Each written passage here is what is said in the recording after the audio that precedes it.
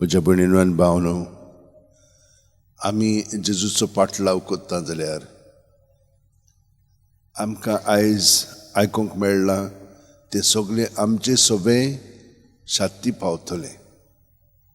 हांगसर तुमी थोडीं जाणां आसात जांकां असलो अणभव जेजूचो घडलेलो आसा.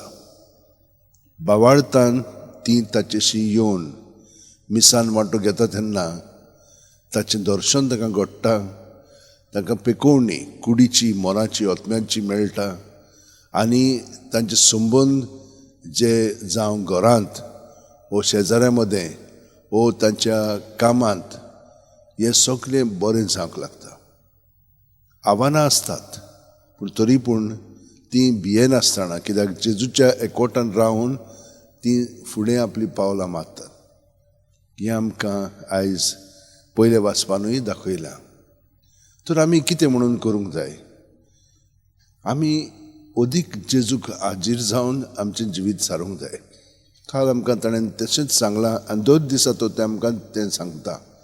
ताचे सुरक्षेनी तर आमी कडसर रावत जाल्यार आमचें सगळें वायट येतलें. ताचे सवे रावत तर आमकां सगळें बरेंपण फावो जातलें. आनी जावंक ना जाल्यार पर्यान हें पळय कितें आमचें सवें घडटा कुडीच्या मोराच्या ओतम्याच्या पावंड्यार सगळो गत ताचें सवें दवरलें की ना तो आमकां पेकोवणी दिता. आनी आमी म्हणूंक जाय सैताना भायर सर आनी सोदतलोच तो. कित्याक आमी आमचे वस्तूंकी न्हय जेजूक एकवटान म्हणूंक जाय तेन्ना की ताका वालोर आसा. आनी अशे भाशेन आमचें सगळें घडोवंक लागतलें. कित्याक जेजू आमचे भितर आसा जाल्यार आमचे भितरलो काळोख तो काडून उडयता. तेन्ना घडलें पूण आतांय तें घडटा. आमकां फकत बावार्थ आनी बोरवांसो आसूंक जाय. ताचो मोग सदांच आमकां आसा. तो मेळच्याक थोडो वेळ आतां आमी मागण्यांत रावया. आमचे हात अशे ठेन दवरया, दोळे बंद करया.